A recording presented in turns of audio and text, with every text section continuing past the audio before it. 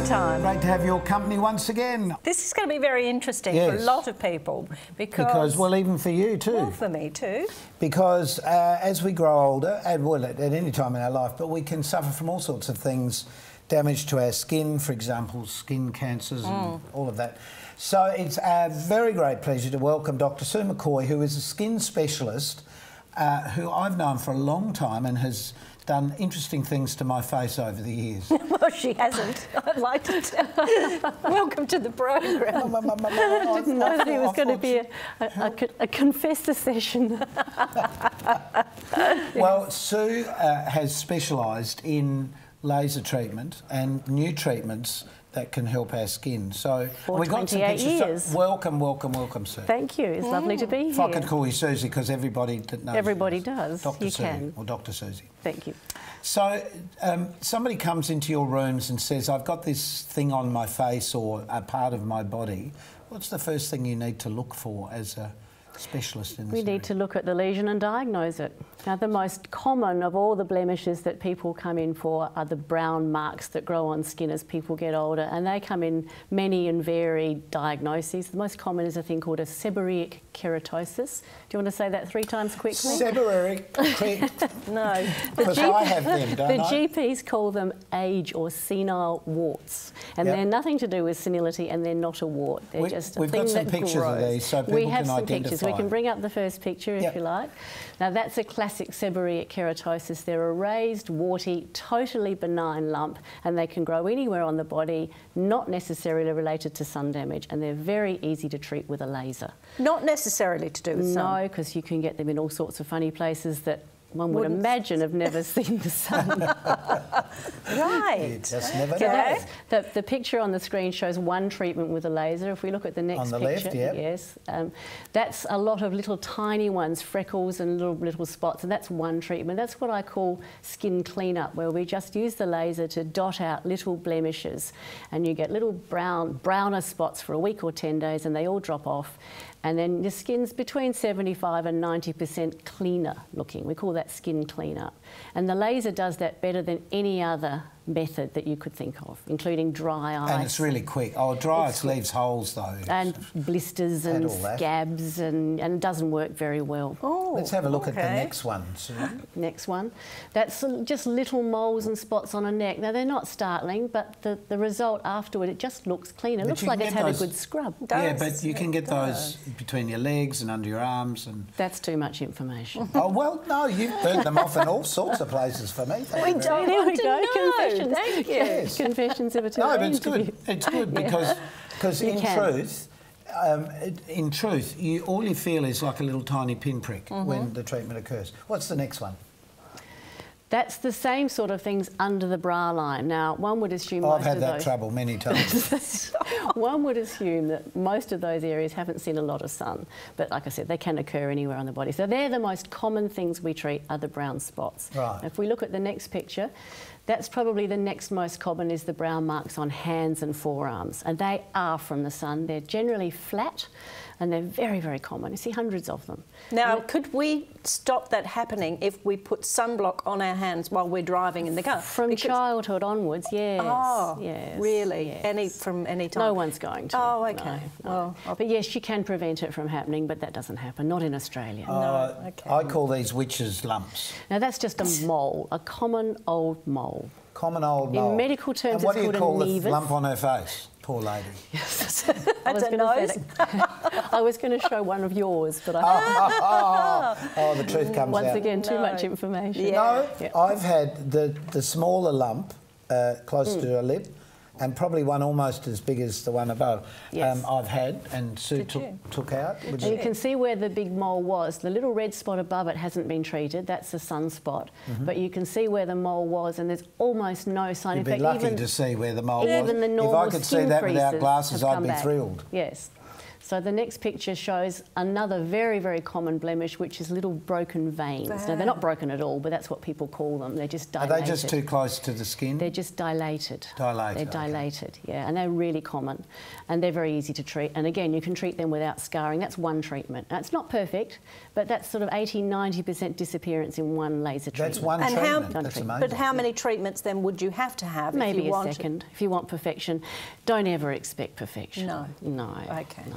But you can get pretty close. That's someone on a guy, knows. that's, yes. Yep. So that's pretty typical. But you can't do something about the hair up our nose as we get older and in their ears.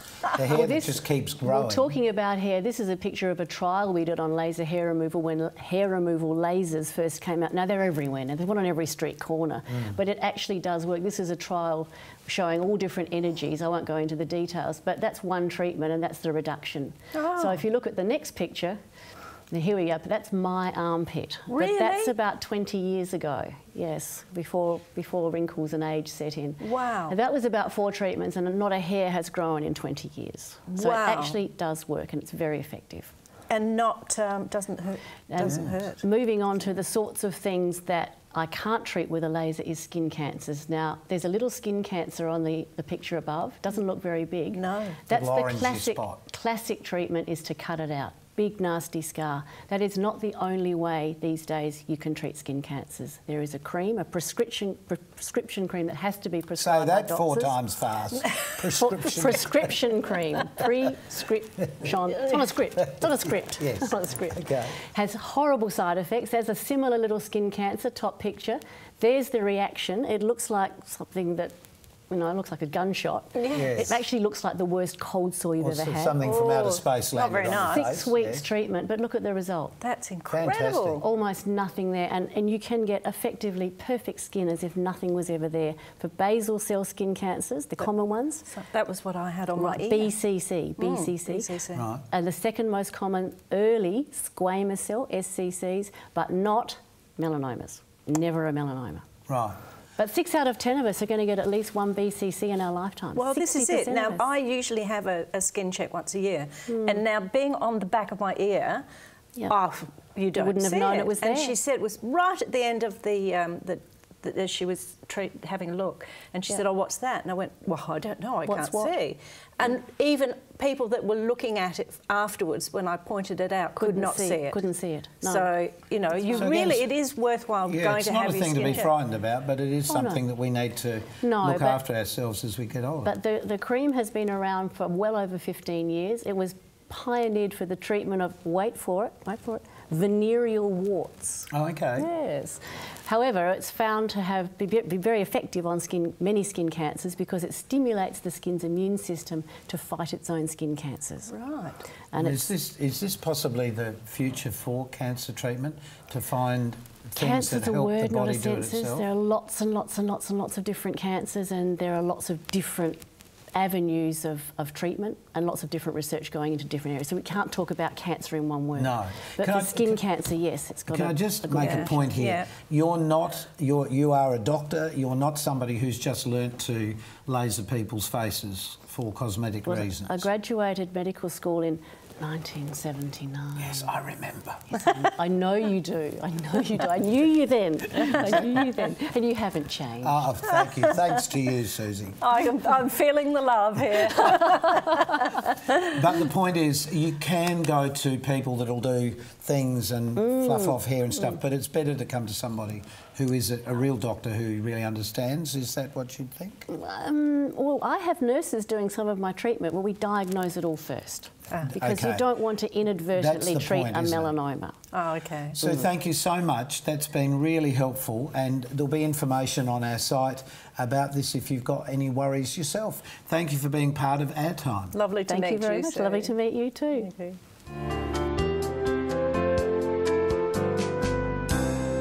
Hello. Hello, thanks for watching Our Time. I'm Peter Sellen, and we're about to speak to Rick Burge from Burge Family Winemakers, and he's going to have a chat about the effect of global warming on the wine industry. Rick, welcome to the show. Hello, Peter. Is global warming the scourge that we think it is, and how is it affecting your industry if that's the case? Well, it's happening, it's real. I've worked in our vineyard for over 30 years now, and I can see changes.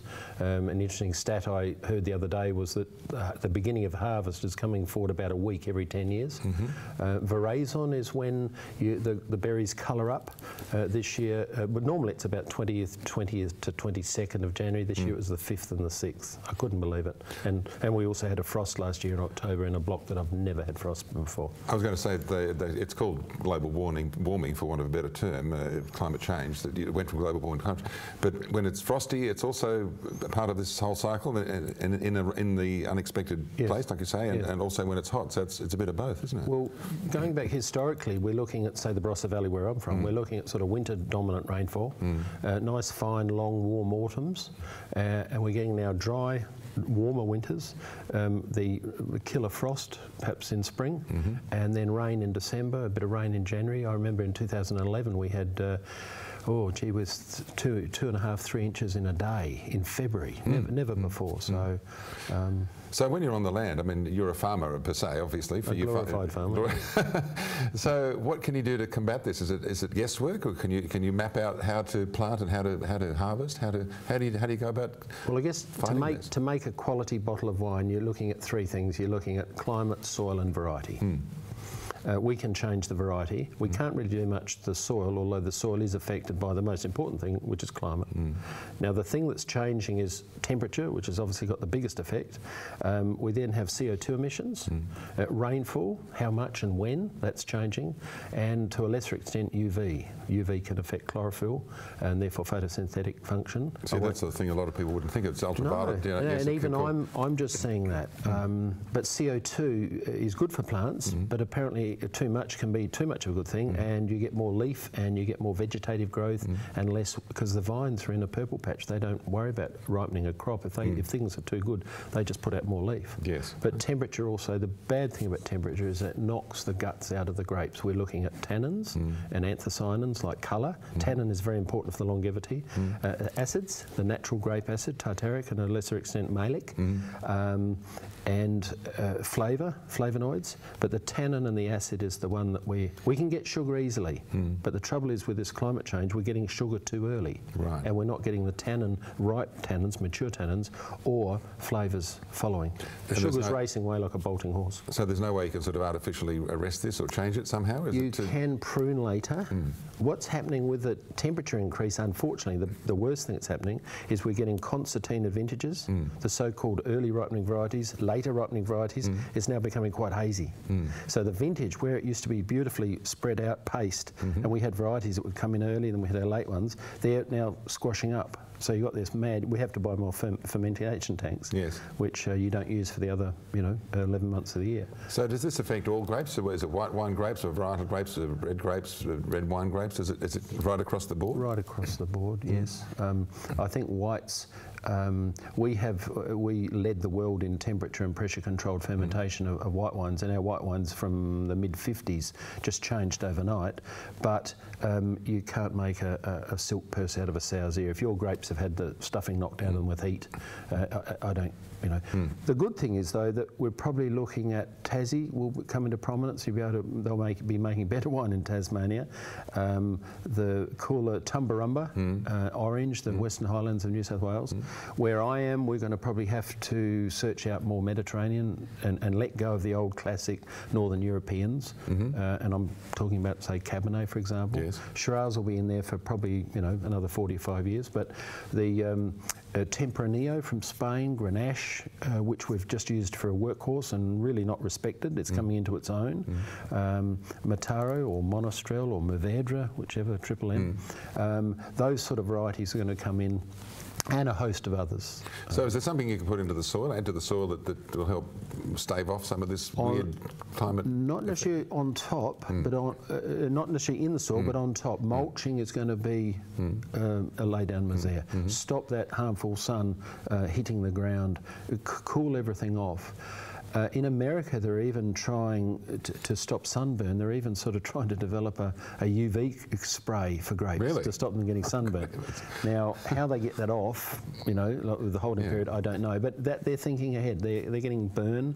But I think probably if it's getting that bad, then you may have to just pull up stumps and move somewhere a bit cooler. Well, exactly, because the heat obviously does all sorts of terrible things. But you. It's very important to get it right because it's what is it? The billion-dollar industry, the wine industry in Australia is a huge exporter, Some fascinating figures. I mean, the wine industry as we know it, table wines, is really only about 50 years old. Say 1965, it would have been say 95% fortified and 5% table. We were drinking things like Benin and Porphyry Pearl. No. 65. Just starting then. Just starting. Yeah. But your ports, your sherrys, your muskets. They were quite new wines and trailblazing wines. Come 2005, it had gone completely the other way. And the other fact too, for the value, 1985, 2% of our wine was being internationally marketed. Now it's 60. That's fabulous. It's amazing turnaround. Because otherwise people would go to the California wines or go to European wine, and Australia was a bit of a, Australia, where's that? Why do we? Well, we gave the old world countries, we gave France and Italy a good kick in the bum, but they weren't going to stay down for very long, and they saw what we did, cleaned up their act, and now they're coming back and even sending it back to us. We probably put too many vines in the ground. It was unchecked growth. But we're in a free market thing, and unfortunately, you know, sometimes it comes back to bite us. So you get some the hobby farmers. Obviously, I've seen some over the years, the smaller plots, and they sell to the bigger wineries, and that's how they survive. But it's not a big deal for them. It's just something they do part time, I guess. Costs are going up. You've got to be a bloody clever hobby farmer, and you've got to read manuals. You've got to read magazines. You've got to find out how you can make it better. You've got to get that balance in. Yes. Your sugar, your tannin, your acid, and your colour. And if you're clever enough to understand a little bit about it, then you can probably sell your fruit okay. So, as a winemaker, do you have a few anxious moments, sleepless nights occasionally when you get these odd climate-related, really weird events, frosts and things like that? You think, why am I doing this? Well, how do we? Sometimes you do, but we're very lucky. We're glorified farmers, and we have good years, like 2012, and we can actually convert our raw materials into a product, if made well, will appreciate and actually get better with time, unlike, say, the grain farmers and that. Yes. But 2011, where it just rained and rained and rained, or October last year, when I just happened to be going down the headland, and I looked across to our old vine Grenache, and I was looking, I thought, what's gone on? It was freezing cold that morning, and it looked as if someone had gone past with a steamer. It was like a blanched lettuce. Really? Yeah, and they're all turning over already. And this was 10 in the morning. And within a week, it was hence the term black frost. It had just gone dark coloured. So they reshot, but we got nothing from it. So in terms of consumption, I mean, we're now doing very well with exports. What do Aussies like to drink now? We've gone away from the Chardonnays, we're into the reds. What are we drinking now, in your experience? Unfortunately, people have gone off Chardonnay. We go in these big cycles, but Australia is making the best Chardonnay we've ever made.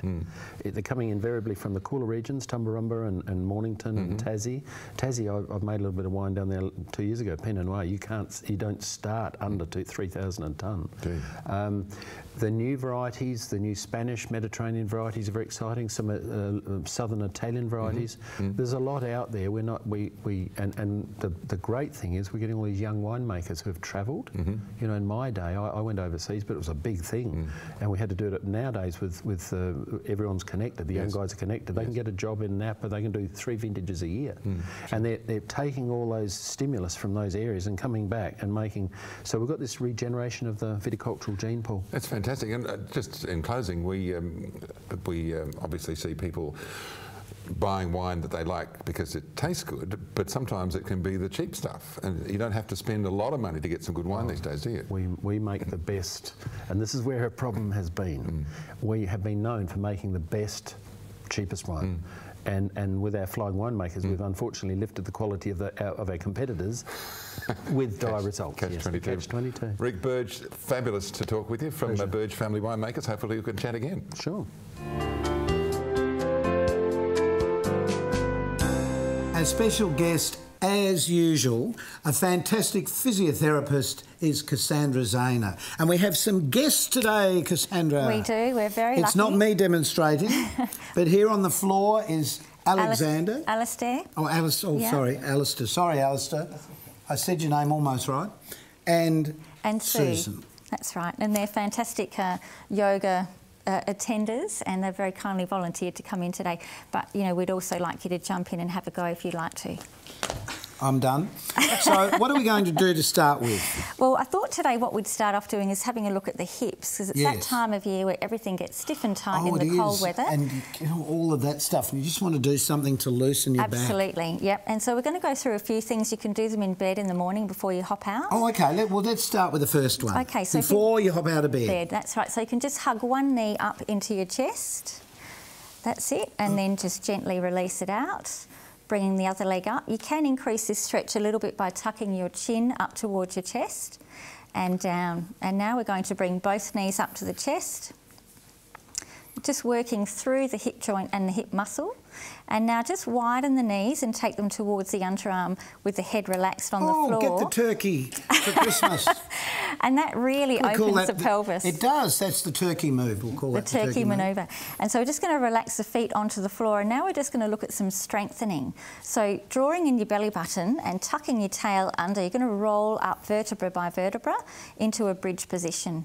Now, when you can actually do this sort of 8 to 10 times, holding for 5 to 10 seconds, you might want to escalate the difficulty by lifting one leg up, keeping your pelvis nice and level. So we can see the two different versions. With a bent knee, it's easier than with the straight leg. Great. I understand exactly what you're talking about, because it is, but you know, it's so simple when you say before you get out of bed. Absolutely. Isn't it? Yeah, and I mean, this actually is a really good strengthener for the back, the hip and the knee.